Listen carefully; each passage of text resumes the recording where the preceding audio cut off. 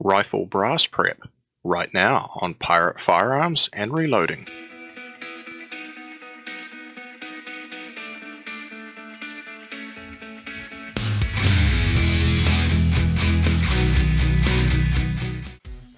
Okay folks, that day's come where we've got to talk about brass prep. It's something that I don't think anybody enjoys in reloading. It's probably the most tedious task in reloading, but it is a necessary evil. Now you can take it to the extreme. There's lots of different processes you can do, or you can just do the bare basics. If you're just a pistol shooter, your brass prep is almost non-existent. If you want to shoot rifle, however, it becomes a little bit more involved. And when you want to shoot something like precision rifle, where you're chasing the most amount of accuracy possible, it becomes a very in-depth process. So today, I've actually been given some 308 once fired federal brass. I've got a buddy who shoots but does not reload, and so he always offers it out to people, and I usually jump on it as quickly as possible. So these are these have been fired. As you can see, all the primers are struck, and this is literally how they came out of his rifle at the end of the day. There's been nothing done to them so far. So I'm going to run through my procedure. It's not necessarily the be-all end-all. It might be different for you. You might have a different process. You might develop a different process, but this is the one that works for me. So to start with, in here in my press, I have the Lee Universal Rifle decapping die. So basically all this has is a decapping pin in it and nothing else. So there's no lube, no nothing. You can do it while the cases are still dirty. There's no issues in that. And so all you do is you fit your appropriate shell holder. Remember to put the catch tube on the bottom of your press to catch those spent primers. And I always put the priming arm in too, over this side, just so it directs the primers down that chute and out the little port and down into the catch tube.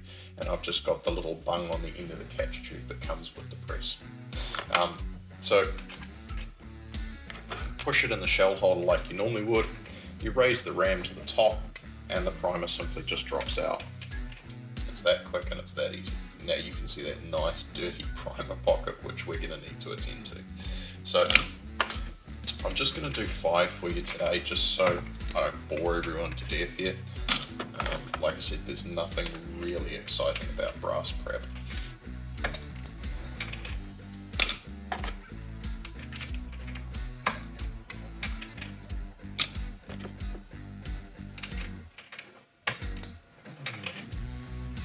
Okay, so that's 5 cases with the primers removed.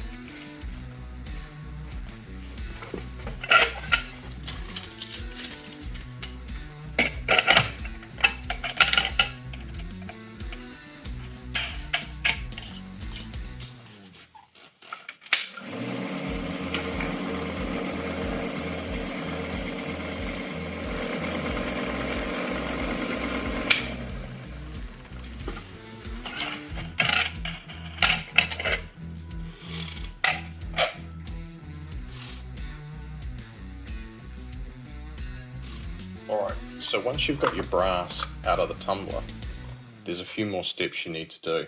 So the first thing you'll notice is how dirty the primer pockets are. Now, if you're loading plinking ammo, you probably don't care. But if you want to load for precision rifle or for accuracy, it's going to become critical.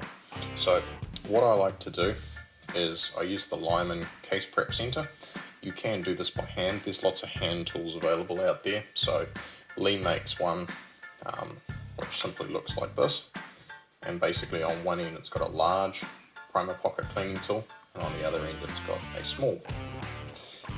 So obviously 308 being a large primer, you would take that in there, basically run this back and forward, tap all the carbon out.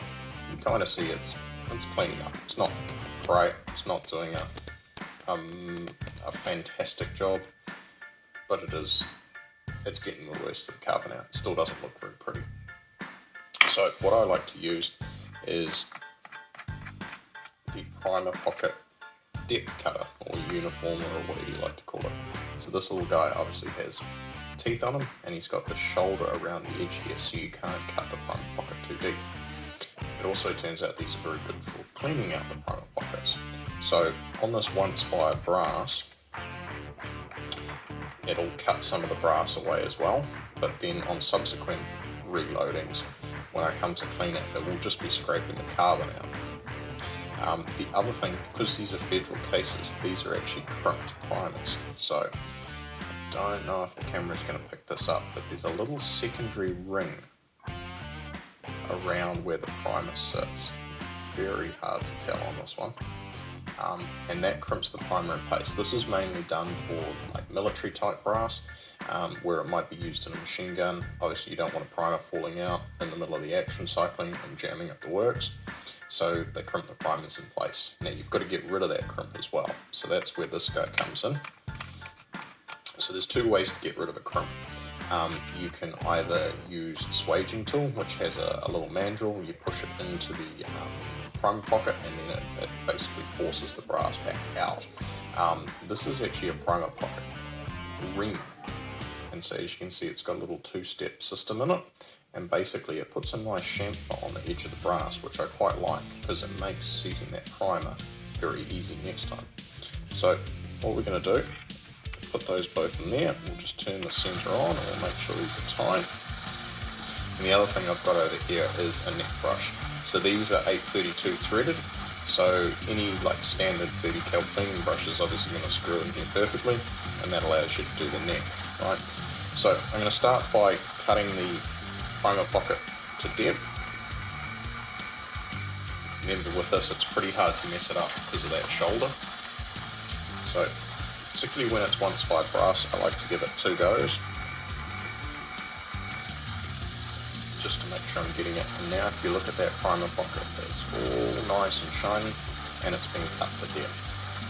So now I'm going to take it over to the reamer, and we're just going to take a little bit of material out, like that, and now you can see there's a nice beveled edge around that primer pocket, which makes it super easy to insert a new primer into it.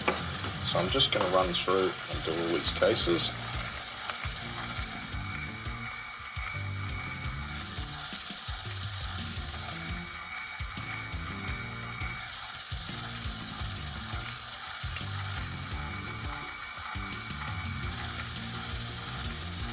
And I like to neck brush afterwards, just in case any of that brass has fallen through into the case and is stuck around the neck area. You can actually brush that out.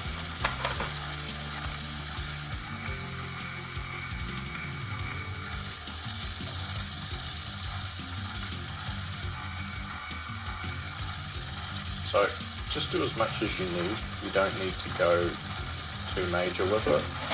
You're just really getting that little edge off to make installing a new primer simple. Okay, so the next step I like to do is with this Lyman hand tool. Now, these are actually threaded. You can unthread this and put this in the case prep center if you like. I prefer to do it by hand because you get a feeling. Now, what this is a flash hole deburring tool. So, something important to note, and this is pretty OCD, so if you're just shooting plinking ammo, you can probably skip this stage. Inside these cases, way down in the end there, what you'll find is there's burrs and swarf around that hole. And the reason being is when the manufacturer of the brass, in this case Federal, do the flash holes, they punch the flash holes, they're not drilled. And so you end up with burrs on the other side, on the inside of the case neck. Basically all you do, you insert this guy down here. Now you can set the collar, it does have a little grub screw, that'll focus. So you can set this collar so you cut them all roughly the same, and all you do is you insert it down in there. You see the little end of the bit comes out of the flash hole in the end there. So that's good as well if you have still got media in the end there. This will obviously punch the media out, and it deburrs not only the actual flash hole itself, but it deburrs the other side inside the case. So I just get in there, give it a good couple of turns like that, tap it out, and see if I can get the camera to focus on this.